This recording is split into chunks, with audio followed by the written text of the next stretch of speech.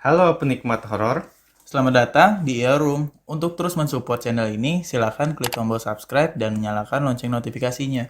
kami menyarankan agar menggunakan headset untuk pengalaman mendengarkan yang lebih baik.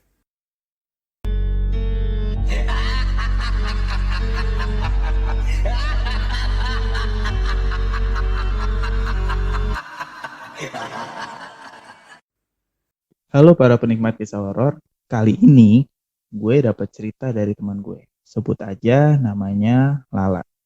Ini adalah cerita Lala saat dia menginjak bangku SMP. Cerita ini terjadi setelah dia berpindah ke rumah barunya sewaktu SMP dulu. Langsung aja ya ke ceritanya. Lala yang baru berpindah ke rumah barunya ini bisa dibilang cukup baik untuk beradaptasi. Jadi dia memiliki teman yang banyak di sekolahnya. Jarak dari rumah barunya ke sekolah juga cukup jauh, sekitar 1 jam perjalanan.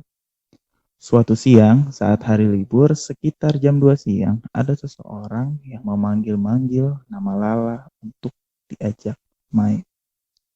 Budenya yang kebetulan tetangga sebelah, rumahnya ini langsung keluar dan berkata, Lalanya nggak ada di rumah, besok aja mainnya. Dan budenya Lala langsung masuk lagi ke rumah. Sorenya, bude dari Lala ini memberitahu Lala bahwa tadi ada temannya yang nyariin siang-siang. Dan Lala pun menjawab, oh terima kasih bude, udah dikasih tahu. Besok aku coba tanya deh sama teman aku siapa yang main ke rumah. Esoknya di sekolah, karena Lala terlalu fokus belajar dan bermain dengan teman-temannya, ditambah ekskul sehabis sekolah, membuat dirinya lupa untuk menanyakan siapa yang main ke rumahnya. Beberapa hari kemudian di suatu sore sekitar jam 4 lah, Ibu Lala ini lagi sendiri di rumah karena Lala biasanya sampai rumah jam 5. Ibu Lala ini posisinya sedang ada di kamar dan tiba-tiba terdengar suara dari depan rumah. Lala, main yuk. Beberapa kali. Dan ibunya hanya bilang dari dalam sambil setengah teriak berkata, Lalanya belum pulang, sambil menuju pintu depan. Dan ketika ibunya membuka pintu, tidak ditemukannya siapapun di sana. Ibunya nggak berpikir macam-macam dan kembali lagi ke dalam. Malam harinya, sekitar jam 12 malam, ibunya terbangun karena mendengar suara. Lala, main yuk. Ibunya kaget dan terdiam sejenak karena sadar bahwa sekarang sudah tengah malam dan sepertinya itu bukan manusia. Hari-hari berikutnya berjalan biasa saja dan ibunya Lala tidak menceritakan hal itu kepada Lala.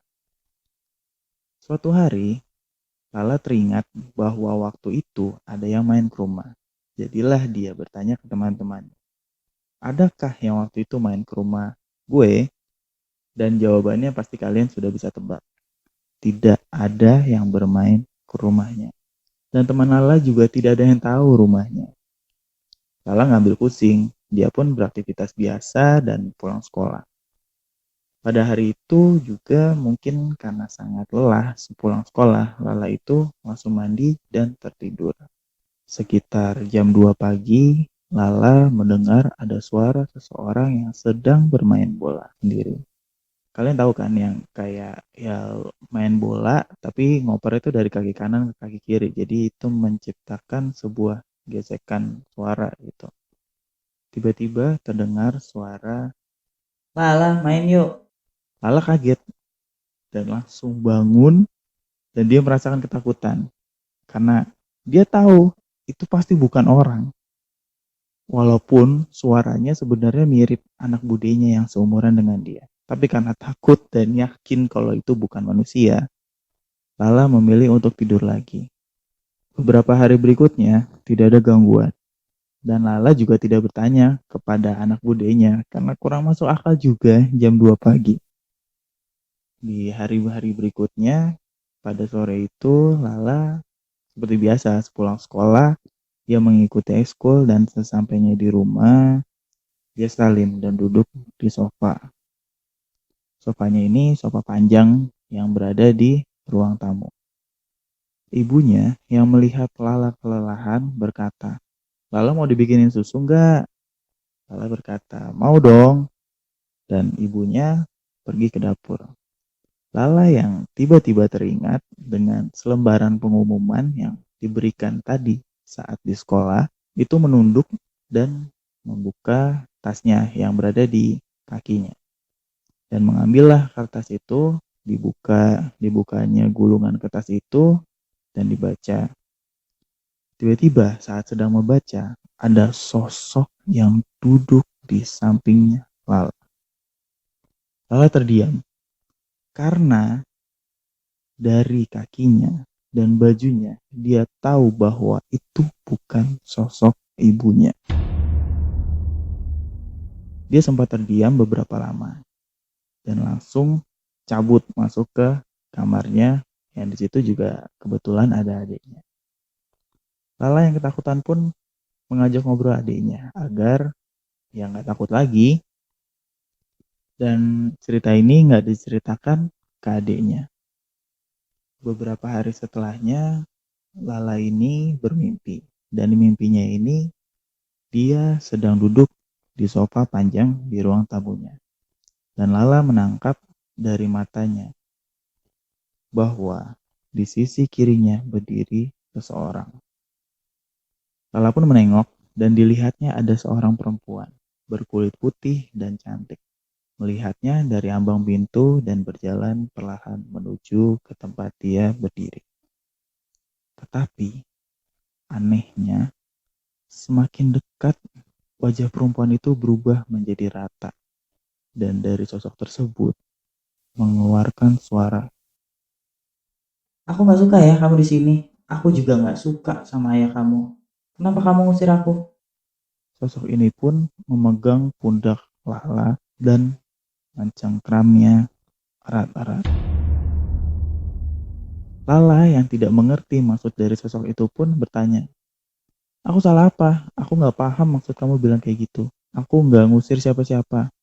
Cengkraman sosok ini pun makin kuat, dan Lala merasa sangat tertekan. Lala yang merasa kesal dan emosi pun balik mencekik sosok tersebut.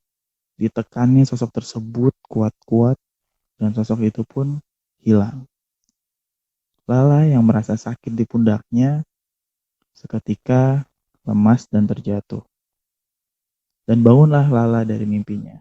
Dia benar-benar takut dan bingung banget dengan apa yang menimpa dirinya pada saat itu. Tapi sekali lagi, Lala memilih untuk tidak menceritakannya dan memendam untuk dirinya sendiri.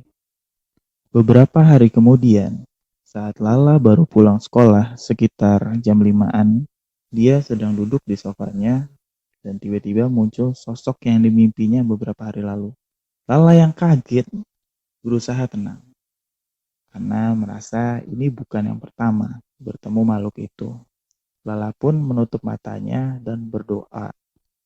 Sosok itu pun hilang saat Lala membuka matanya kembali. Dan itu merupakan pertemuan terakhir dengan sosok itu. Dan setelahnya, Lala pun tidak pernah diganggu lagi baik dari suara maupun penampakan. Lala pun melanjutkan hidupnya dengan biasa. Kembali, dan beberapa tahun setelahnya, Lala mendapat cerita dari ayahnya bahwa dulu setelah rumahnya dibeli, di halamannya itu ada pohon ceri yang lumayan besar dan dianggap mengganggu. Jadilah ditebang pohon itu. Dan ayahnya yang juga sering mendapatkan cerita horor dari ibunya tentang rumah ini pun bertanya kepada seorang pemuka agama. Dan ternyata di pohon ceri itu ada penunggunya, dan penunggunya itulah yang mengganggu mereka selama ini. Oke, jadi kayak gitu nih cerita yang gue bawain. Kalau lu ada komen gak nih dari cerita yang gue bawain barusan?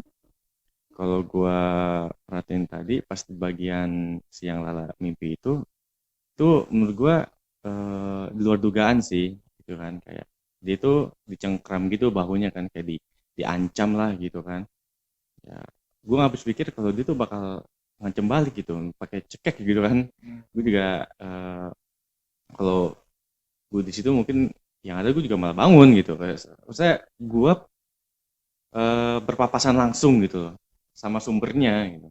Jadi kayak lebih ya udah terima aja gitu ya. Tabah juga ya. Tapi ya bisa dibilang sih Lala ini ya cukup berani lah ya. Dia bisa membalas gitu, membalas dengan mencekik balik.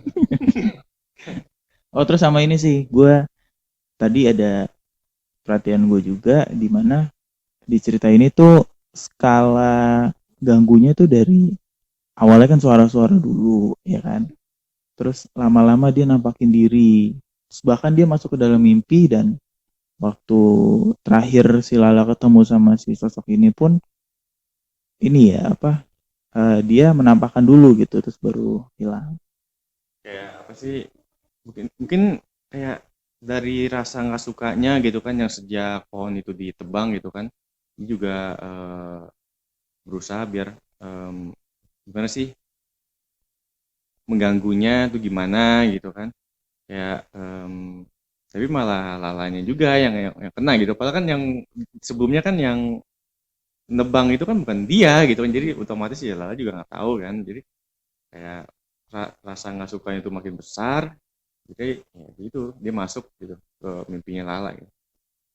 Ya itu bisa juga sih. Oh dan gue sadar satu hal, ada kemiripan. Jadi gini, eh pohonnya itu kan dipotong di depannya, Nah, tebang lah ya. nah, di depan, dan sosoknya ini munculnya itu ya di sekitar depan-depan situ, karena si ruangan yang ada sofa itu ada di ruang tamu yang otomatis kan pasti ada di depan gitu loh, dan itu Dia berdekatan gitu ya kayak apa sih otomatis kalau duduk situ kayak rasanya kayak hawanya nggak enak gitu nggak sih? Apa gimana? pastilah ya kalau jadi ya, ya bisa gitu ya, benar juga sih kalau misalnya berhubungan dengan pohon itu maksud gue, karena dia cuman ada ya di depan aja kan selama ini gitu. Segitu aja cerita dari gue. Terima kasih buat para penikmat horor yang udah dengerin cerita gue. Kalian bisa kasih pendapat di kolom komen di bawah. Jangan lupa untuk terus support kami dengan klik tombol like dan subscribe channel ini. Dan kalian juga bisa share cerita horor kalian ke email kita di ir.horror@gmail.com atau DM kita melalui Instagram di ir.room dan Twitter di ir_room. Terima kasih.